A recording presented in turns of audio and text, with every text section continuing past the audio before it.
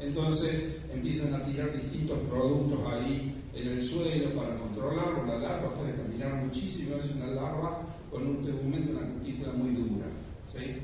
Así que puede caminar muchísimo más de lo que nosotros podemos hacer ahí alrededor del suelo.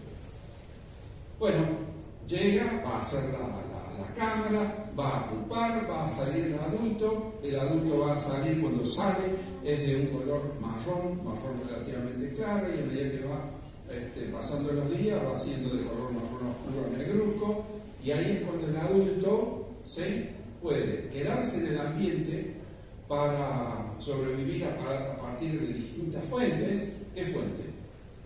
Enjambres naturales, colmenas abandonadas, material en desuso, fruta, es carroñero, puede, ¿no es cierto?, predar sobre abejas nativas, o sea, él se instala en el ambiente. Haya o no haya colmenas. Si hay colmena, es el supermercado de la comida para el escarabajo.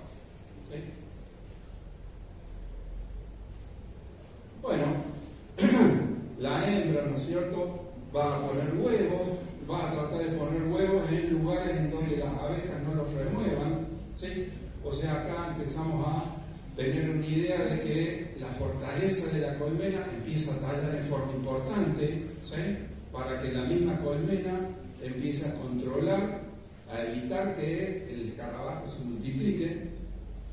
La larva es distinta a la larva de la polilla. La larva del escarabajo cuando está por salir tiene aproximadamente 1 centímetro de largo, la de la polilla todos sabemos que es mucho más. La larva esta tiene espinas en la parte de los costados y en la parte dorsal. La larva de la polilla no tiene, ¿no es cierto?, estas espinas, estas formaciones. La larva de la polilla tiene esas pseudopatas, más allá de las patas verdaderas, tiene pseudopatas que le ayudan a caminar. Esta no. O sea, son larvas bien distintas, Cuando vemos larvas, Cuando vemos larvas en la colmena, significa que la colmena ya está en serio riesgo de colapsar. O sea, las defensas de la colmena no alcanzaron a sacar los huevos, no mantuvieron a raya a los adultos, por eso están las larvas, empiezan a comer y se da todo esto que yo recién les expliqué. Son esas de ahí. Esto es lo que yo recién les estaba comentando. Nosotros podemos ver adultos, en las colmenas, pero sin que veamos huevos y larvas, porque la colmena todavía se está defendiendo bien para que los adultos, ¿no es cierto?, si ponen huevos, remueven los huevos, etcétera, etcétera. Bueno, esto es el principal papel que tenemos en las colmenas con respecto al tema del escarabajo. Hoy estamos monitoreando, colmenas para ver si hay escarabajo. Y la forma que lo estamos haciendo es a través de trampitas de este tipo, en donde es básicamente una cubetita, en donde ahí adentro lo que se pone es solamente aceite comestible, aceite común, de forma tal que las abejas, al tratar de correr a los escarabajos, el escarabajo llega ahí y se encuentra con una grietita en donde se meten para tratar de escapar a las abejas. Bueno, eso es lo que les comentaba recién: tener colmenas sanas, fuertes y con otras patologías controladas, fundamentalmente varroa, el tema, ¿no es cierto?, de la alimentación, la disponibilidad de alimentos de la colmena, es fundamental para que la colmena esté bien. Si la colmena está bien, entonces está en mejores condiciones de mantener a raya al escarabajo. El tema del espacio, justamente. Bueno, en algún momento va a entrar, en algún momento vamos a tener un positivo.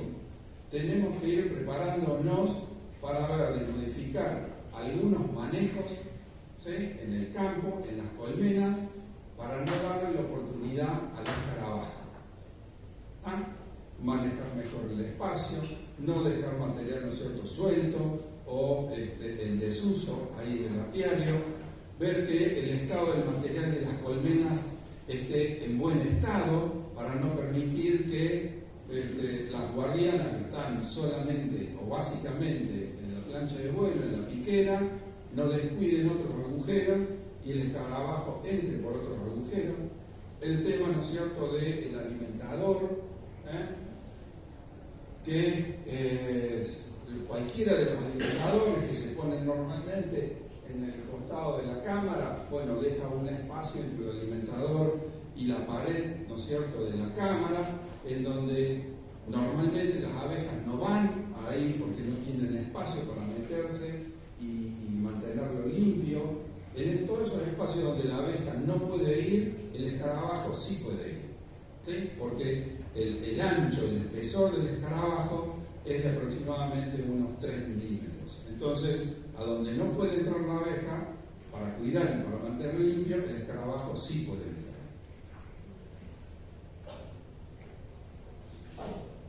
Y, entre otras cosas, el riesgo, ¿no es cierto?, también se van a tener que modificar algunos hábitos en la sala de extracción. ¿Por qué? Porque si en las colmenas hay larvas y esas larvas van con el material melario a la hora de la cosecha, pueden ser trasladados a las salas de extracciones de miel, si es una sala de extracción y camina la larva. Si es una sala de extracción comunitaria, entonces puede ir el escarabajo de un material a otro productor. No va a poder ser, ¿no es cierto?, que quede durante muchos días el material, ¿no es cierto?, ahí en la sala hasta que finalmente sea extractado. Va a tener que hacerse una logística como para que el material en la sala sea extractado rápidamente y salga inmediatamente de ahí de la sala. O sea, va a haber algunas cosas que vamos a tener que modificar o incorporar, ¿sí?, la forma de trabajar para cuando empecemos a tener el escarabajo acá. Yo le dije al principio que es un tema que nos ocupa y que nos preocupa, las dos cosas, ¿sí? Venimos ocupándonos desde el 2016, ¿sí? Entonces, ¿qué es lo que venimos haciendo desde el 2016? En forma articulada y con las acciones que toma SENASA. Bueno, sabemos que es imposible que no entre, pero lo que sí podemos hacer es bajar el riesgo que ingrese. ¿Está? A eso se refiere el primer punto, como mitigar el riesgo de ingreso. Estamos monitoreando. Nos agarró la pandemia en el 20, ¿sí? En el 19 teníamos una red de monitoreo que estaba funcionando. No era una red perfecta de monitoreo, pero estaba funcionando. La pandemia nos hizo que descuidemos porque no se podía ir a los apiarios, ¿sí? Había fuertes dificultades desde el punto de vista del servicio en lo que era el acompañamiento de esto. Los agentes prácticamente no podían salir de las oficinas locales. Entonces en el 20 y parte del 21, ¿sí? Esta cuestión de lo que estábamos monitoreando nos dio un golpe también en esto. Ahora estamos volviendo, ¿no es cierto?, a reinstalar esta red de monitoreo y de nuevo con este trabajo articulado, entre otras cosas, ¿no es cierto?, con el Ministerio, ¿no es cierto?, nos hace la articulación con todas las provincias que las consideramos de mayor riesgo de ingreso. Antes era Brasil, ahora es Brasil y Paraguay. Por suerte siguen siendo las mismas provincias. Estamos hablando de Chaco, Formosa, Corrientes, Misiones y también Uruguay. Perdón, es una provincia, perdón. Esto no se grabó, ¿no? Entre Ríos, ¿sí? ¿Por qué Entre Ríos? Bueno, porque sabemos que hay movimiento de colmenas de los focos de Brasil, ¿sí?, al norte de Uruguay. Y es una frontera seca en donde el intercambio, ¿no es cierto?, de colmenas y de material va de un lado al otro sin un control estricto. Entonces, por eso Uruguay lo considerábamos también un riesgo potencial y por eso también monitoreábamos en la provincia de Entre Ríos con el límite, ¿no es cierto?, con del lado del río Uruguay. Entonces, el monitoreo lo hemos retomado y lo estamos intensificando de nuevo. ¿Por qué? Porque tenemos una mejor articulación y una mejor conexión con las provincias. ¿Está? ¿Es buena? ¿Es 10 puntos? ¿Es sobresaliente? No. En algunas sí, otras no tantas, pero esa es parte justamente del trabajo articulado. Lo que tenemos que seguir trabajando en ese sentido. Teníamos un plan de contingencia. Ese plan de contingencia lo estamos ahora actualizando. Ese plan de contingencia básicamente lo que dice es, primero un protocolo de acción, es qué tenemos que hacer para ver si lo tenemos, ¿sí? Es parte de todo esto que yo les estoy explicando, y también la parte de lo que corresponde a la contingencia para decir qué vamos a hacer cuando lo detectemos, qué tenemos previsto. De nuevo, a diferencia del bloque americana que nos agarró, ¿sí? Y decíamos, ¿y ahora qué hacemos con esto? En realidad todo esto que les estoy comentando lo venimos trabajando desde el 2016. O sea, estamos trabajando para prepararnos para cuando tengamos finalmente el primer positivo. ¿Sí? Y lo que son los protocolos, la capacitación y la difusión. Yo recién les comenté que esto que estamos haciendo no es importante, es importantísimo. Y no solamente hacerlo acá, sino repetirlo en cada una de las exposiciones en donde se reúnan, ¿no es cierto?, el sector productivo primario. ¿Por qué? Porque, no sé si lo tengo una diapositiva después, pero si no lo comento ahora, desde el 16 hasta esta parte, incluyendo la notificación que yo les comenté del 9 de julio, hace 2 semanas, en total tuvimos 18 notificaciones de sospecha. 18, ¿sí? De las 18, ¿cuántas salieron de los apiarios que estábamos vigilando? Una. O sea, las otras 17 fueron de apicultores que vieron escarabajos y pensaron que era el PEC. O sea, es mucho más importante, ¿no es cierto?, esto que estamos haciendo ahora, porque cada uno de ustedes van a ser los ojos de todos nosotros, ¿sí?, en las colmenas, para que cuando vean algo parecido lo notifiquen. Todas las notificaciones fueron negativas. Ninguna correspondió al PEC. Algunas nos asustaron porque eran escarabajos realmente muy parecidos al PEC. ¿Sí? ¿Esto qué quiere decir? ¿Cuál es el mensaje que les quiero dar? No nos tenemos que asustar porque tenemos escarabajos y encima sabemos que tenemos escarabajos parecidos al PEC. ¿Sí? Pero nos seguimos considerando libres porque todo esto hasta ahora fue negativo. ¿Sí?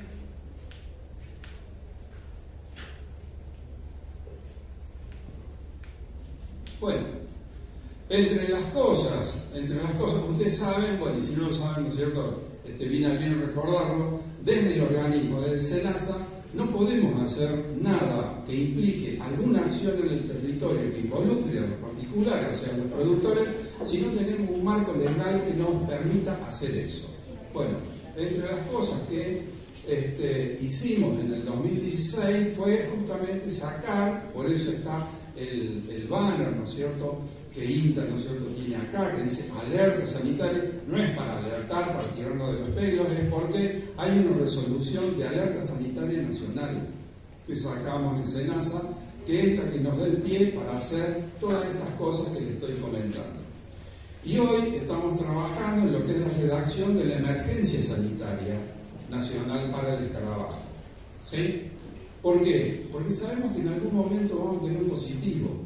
Entonces, no queremos esperar a tener ese positivo para sentarnos a escribir esa resolución que nos da el marco legal para hacer otras cosas, que es la de emergencia sanitaria. Eso lo estamos escribiendo ahora. Esto es lo que dice, ¿no es cierto?, es esta resolución vigente, que es la de alerta. Fíjense, notificación inmediata. Más allá de que esto es obligatorio hacerlo, ¿sí?, tenemos que entender por qué es obligatorio hacerlo. porque esto nos ayuda a protegernos a todos entre todos. ¿Por qué? De nuevo, para contener el caso positivo donde se dé, ¿está? Para que no se disperse. Por eso, el primer artículo, ¿no es cierto?, perdón, es el de alerta sanitaria, el segundo dice que es de notificación obligatoria. En SENASA tenemos una resolución que dice qué cosa es obligatorio notificar inmediatamente y no. Bueno, en la parte apícola son dos cosas, ¿sí? Y una es el PEC. ¿Está? Por eso es importante, de nuevo, no ponerlo en las redes, no ponerlo en todas las cosas, hacer esto, que es lo que hay que hacer para actuar rápidamente. Y de nuevo, ¿a dónde? Es a estos dos mails. Yo creo que ya en poco tiempo vamos a tener la disponibilidad, ¿no es cierto?, de la aplicación telefónica, ¿está? Ahí lo vamos a difundir entre todos, para todo el sector, lo vamos a difundir varias veces, para que todos sepan que pueden bajar esa aplicación y directamente con apretar dos teclitas de una aplicación telefónica van a estar notificando una sospecha.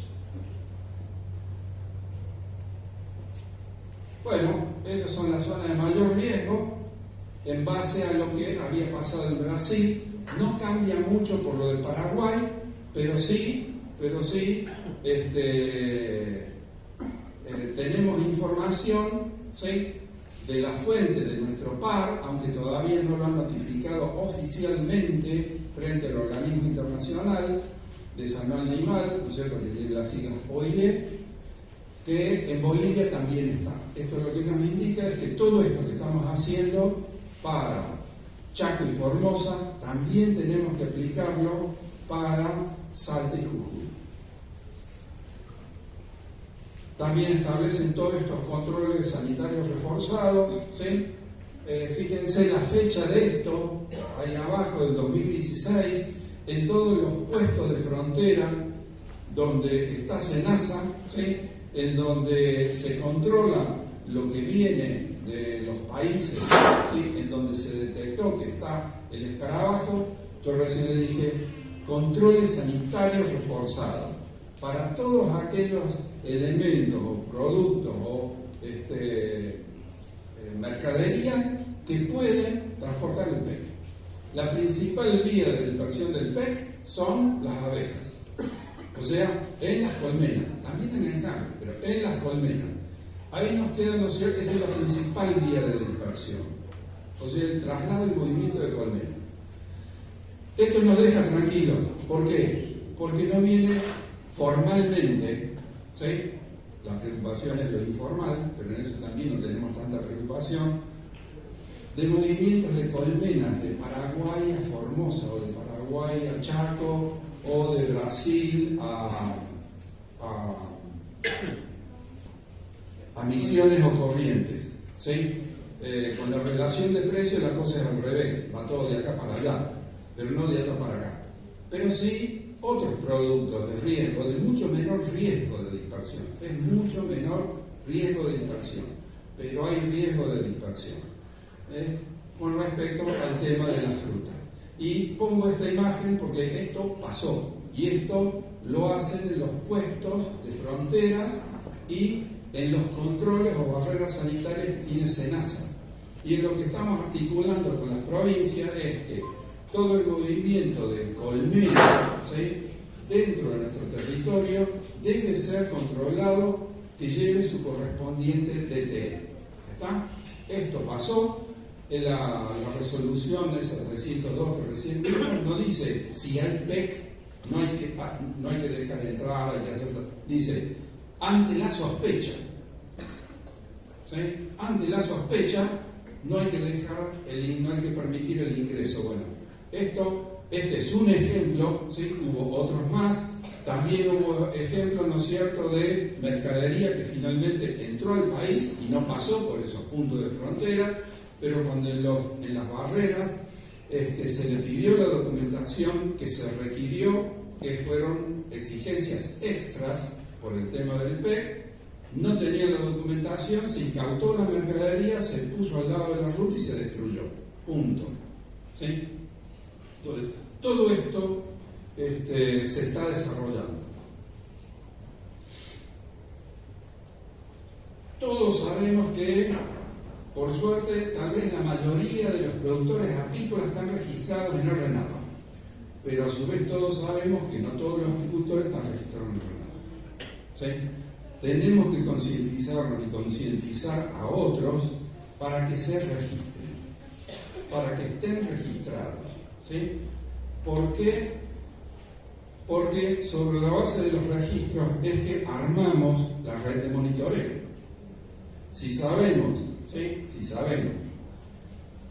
vos estás con tu apiario en un lugar de riesgo y que ahí deberíamos muestrear, esto lo que nos permite es contactarte a vos y decir, mirá, está pasando esto, esto y esto, y así es como vamos armando la red de monitoreo, pero sobre la base de los registros.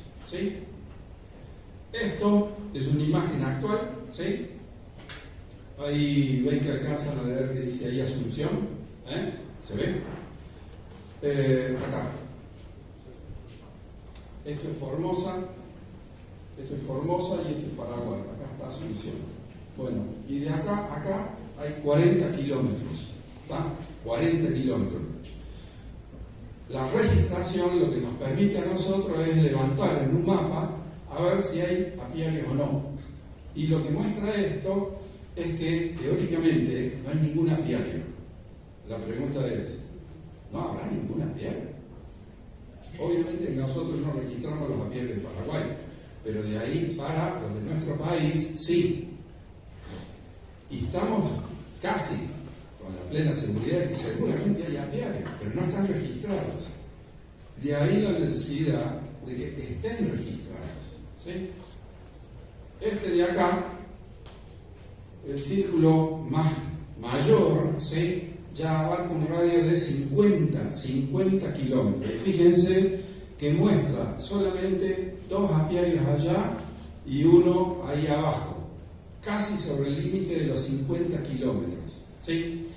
¿Esto qué significa? ¿Y por qué dice, y el DTE? ¿Esto qué significa? Primero, hay que registrarse. Nadie los persigue. ¿Alguno de los que están registrados acá fue perseguido por algún organismo oficial? ¿Hace cuánto que tienen el registro? Varios años, seguramente. ¿Sí? ¿Han tenido alguna persecución por algún organismo oficial? O sea, esa idea de no me quiero registrar porque me van a venir a perseguir es irrisoria, no es así.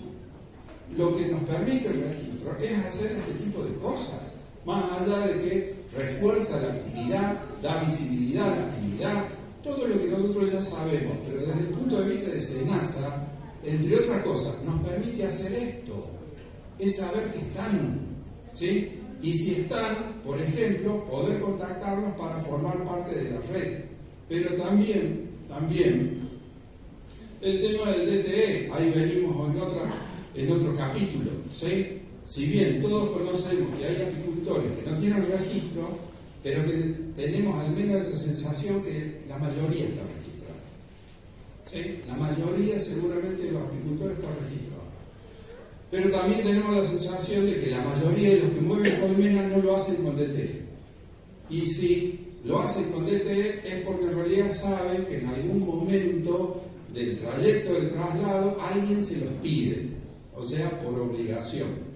Es obligatorio, ¿no es cierto?, hacer el DTE para el movimiento de colmena, ¿sí? Y para cuando pasan por esos puntos, como saben que se los van a pedir, entonces lo hacen. Acá la cuestión no es la obligación, acá la cuestión es el fundamento. Nosotros sabemos, definitivamente sabemos, ¿sí?, que del noroeste, ¿sí?, de Córdoba hay movimientos de colmenas a Formosa y que después vuelven al noroeste de Córdoba y que después dentro tras la sierra de Córdoba hay movimientos del norte al sur y que de esos movimientos algunos apicultores vuelven a la pampa ondulada, a la pampa húmeda, perdón. ¿Sí? Y esto lo que nos dice es que si todo sale mal, prácticamente en 2 días o en 3 días, el escarabajo que está en Formosa lo tenemos, ¿no es cierto?, en Río Cuarto. En 2 o en 3 días. ¿Sí? Entonces, el tema del DTE, lo que nos permite es lo que yo les comenté al principio. Si da un positivo, la idea es contenerlo rápidamente. Y parte de lo que es la contención es decir, ¿qué apiarios hay alrededor de ese punto donde dio el positivo? Si nadie está registrado, estamos muertos. ¿Sí? Y después, ¿qué colmenas, ¿no es cierto?, fueron ahí y a dónde se fueron? Para tratar de hacerle ese seguimiento. Si nadie hace el DTE, ese trabajo tampoco lo vamos a hacer. Y todo eso, en realidad, aporta a que volvamos a repetir lo de la loca americana, a que rápidamente se va a dispersar por todo el país. Entonces, todo esto que estamos haciendo tiene sentido si trabajamos todos juntos. Esa es la realidad. Esa es la realidad.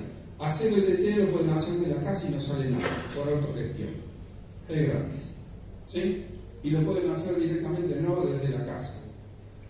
Registrarse no sale nada y lo pueden hacer por autogestión.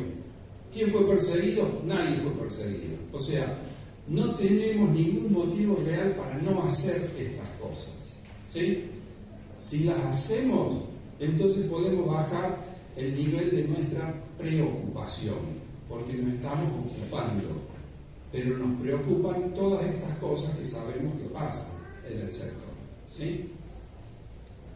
Bueno, yo quiero terminar acá repitiéndoles, ¿no es cierto?, que más información van a tener en el stand, en los folletos, ¿no es cierto?, con los técnicos de INTA, todos estamos trabajando sobre lo mismo, o sea, todos manejamos la misma información. Sí, me gustaría, bueno, dejar un espacio de consulta. Sí, a eso venía.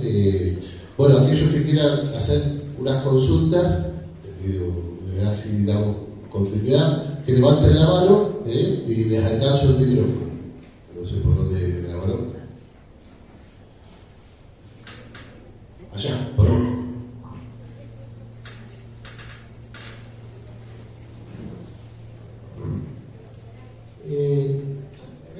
¿Cuál es el motivo por el cual la abeja no lo combate dentro de la colmena? Porque instalado ya está, y va a ser una plaga. El tema es cómo se sale de este problema. Bueno, tenemos algunos desafíos ahí por adelante. ¿Sí? Hoy prácticamente no tenemos en los países en donde está instalado decir ¿qué le pongo a la colmena? ¿Está? Y teniendo en cuenta que está todo muy lindo en la foto, ¿no es cierto? Sin tomar tiempo para la próxima disertación, nos podemos encontrar afuera. Yo traje unos escarabajos, ¿sí?, para repartir entre ustedes, vivos, no, es mentira, ¿no? Para que los veamos, ¿no es cierto?, ahí en vivo y en directo, para tener una imagen visual de cómo es la cosa, no solamente la foto, ¿sí? Pero están acá. Esto no tiene el tamaño de una barroa en donde decimos, bueno, podremos pensar en ponerle algo a la colmena para matar a la barroa sin causarle daño a la abeja y sin tampoco contaminar, poner en riesgo los productos de la colmena. Esto es más riesgoso. ¿Está?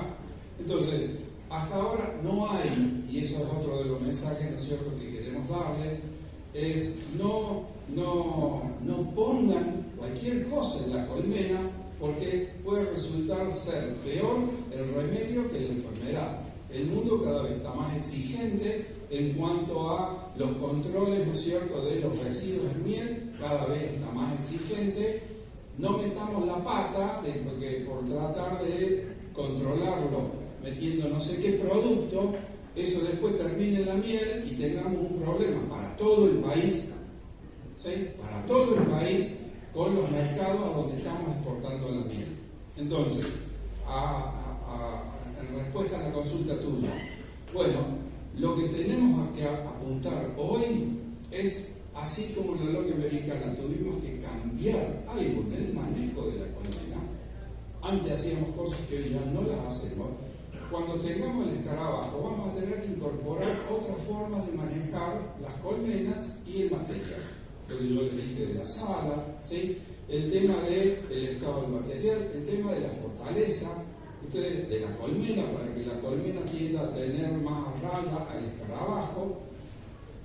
Ustedes saben que nuestro país es muy largo, ¿no es cierto? Y esto implica que hay muchos ecotipos distintos de abejas, no tenemos la misma abeja acá que la que está en Formosa o la que está en Misiones, y no tenemos el mismo ambiente acá que el que está en Formosa y el que está en Misiones. Entonces todo esto hace que la interacción final de la abeja con este bicho no va, eso es lo que tenemos previsto, no va a ser la misma en todo el país. Entonces seguramente, y no es lo mismo lo que es la actividad apícola, el desarrollo de la actividad apícola, el productor tipo que tiene colmenas en Misiones, el productor tipo de acá de la región pampeana. Entonces vamos a tener que ir adaptándonos, ¿sí?, para que esta relación sea en pos de la abeja. Entonces, hoy lo que tenemos es que tenemos que jugar a favor de la colonia manteniendo la sanidad, la alimentación, el tema de la calidad del material, que no esté agujereado por todas partes, no dejar material suelto por ahí. Bueno, este es el tema de los manejos, ¿no es cierto?, de los alimentadores, el tema de la regulación del espacio, todas estas cuestiones de manejo las vamos a tener que ya ir incorporando. Lo preferible, lo conveniente sería hacer esta difusión todo lo más que podamos para empezar a hablar ya de estos pequeños cambios en el manejo que tenemos que hacer para ir incorporándolos, para anticiparnos a cuando finalmente esté el precio. ¿Sí? Bueno, le damos un fuerte aplauso a Mauricio Fernández, agradecer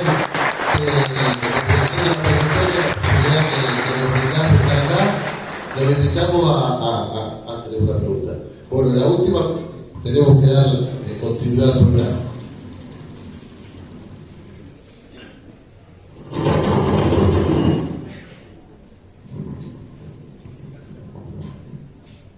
Gracias. Ya sé que le pido disculpas porque dijo que tenemos que leer un poco más, pero es un minutito nomás para hacerle una consulta. Y es, ¿se conoce algún tipo de preferencia de este bichito respecto a las condiciones climáticas, por ejemplo, temperatura, humedad? Porque hace muchos años también tuvimos el tema del moscardón que provino de Brasil.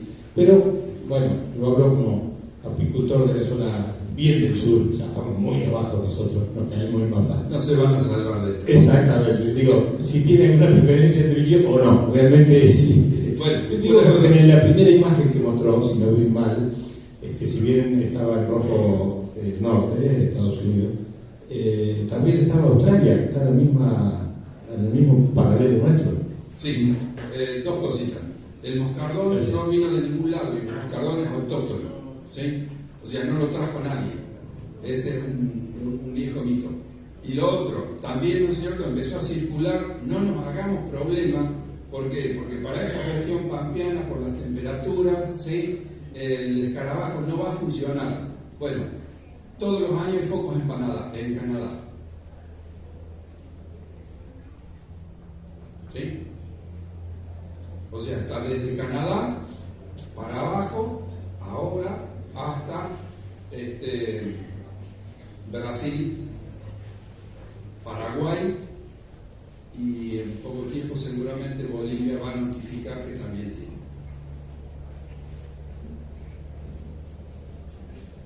Bueno, gracias a las preguntas, gracias a vos, Mauricio. Invito a Joaquín Boja que venga a preparar su disertación, su presentación. Les digo que Mauricio, por si alguno se quedó con alguna duda, va a estar en el stand del INTA, que viene dentro del galpón. Ahí va a estar Mauricio durante la tarde. Si alguno tiene alguna pregunta, alguna duda, alguna sugerencia, lo hace. Exactamente para ver el pequeño, digamos, el pequeño escarabajo. Mientras se está preparando, gracias Mauricio.